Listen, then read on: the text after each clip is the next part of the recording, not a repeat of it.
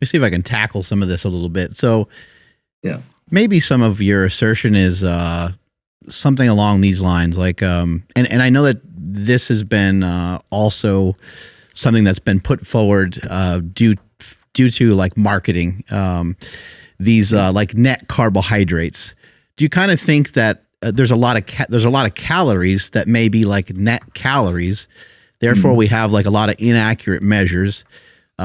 You did state that you do believe there is a way to, sounds like you stated, there's a way to overeat and there's a way to undereat energy, correct? Like we're right with that.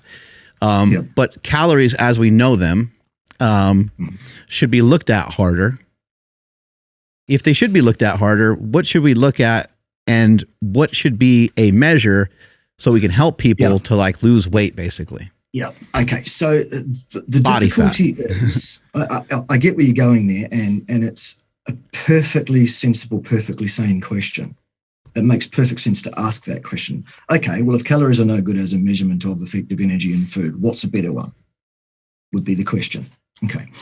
The answer is the reason that calories are universally accepted and universally used ubiquitously as a relatively reasonable estimation of effective actual energy contained in foods is because better methodologies to actually measure this energy are vastly complex, hugely expensive kit is required, and probably multiple PhDs to run that kit to make anything like an actually accurate measurement. And so the scientific community and the community at large go, meh, it'll do. My argument is it will not do for most people, precisely because it is vastly inaccurate and because calories in, calories out does not consider your response hormonally, endocrine system, inflammation system, all of that kind of stuff, which does play a massive role in your body composition and ergo your weight. Power Project fam, this episode is brought to you by Vivo Barefoot Shoes. We've been wearing these shoes for almost a year now. They're flexible. They have a wide toe box. They allow your feet to get connected to the ground, and they will make your feet stronger, and they don't look like shit like a lot of these other barefoot shoes. Andrew, how can they get them? For the best barefoot shoes on the planet, and they also look really, really good, head over to vivobarefoot.com/powerproject. At checkout, enter promo code PowerProject20 to save 20% off. Again, vivobarefoot.com/powerproject, promo code PowerProject20 to save 20% off. Links to them down in the description as well as the podcast show notes. Let's go ahead and get back to this podcast. Then I'm left often with people saying, okay, fine, there is no better measurement, so that's the best one we've got, so why don't we just go with that? And I say, well, look, people can and do.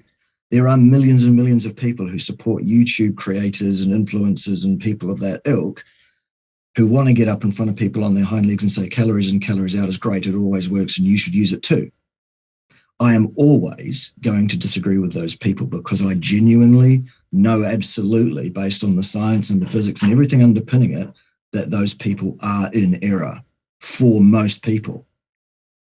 They are sending most people up the garden path, and they are giving those people advice that will, in my opinion, almost certainly lead to a reduction in their life quality, if not their life quantity as well, frankly.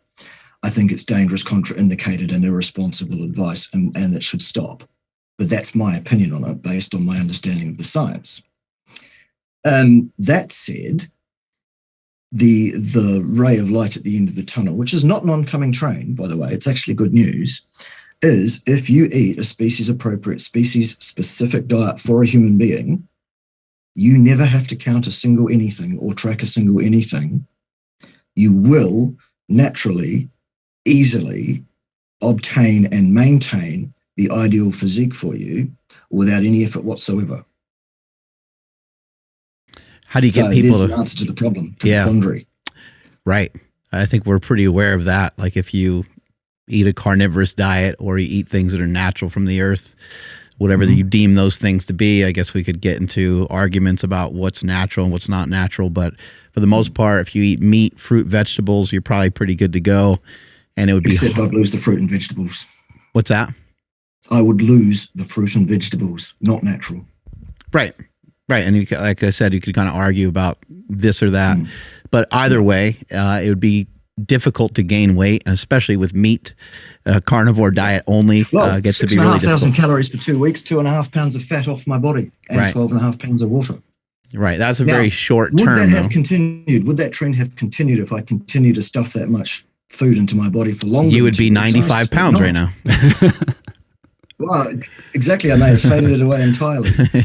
I'm not suggesting that that's what you should do long term. I'm reporting that is what occurred. Whether Peeps, we love bringing you all this fitness information, and we also want to help bring that information to more people. So if you could help us out, hit that red subscribe button and then hit the notification bell, and we'll continue to bring you the heat. And I won't whisper in your ear. Talk to you guys later.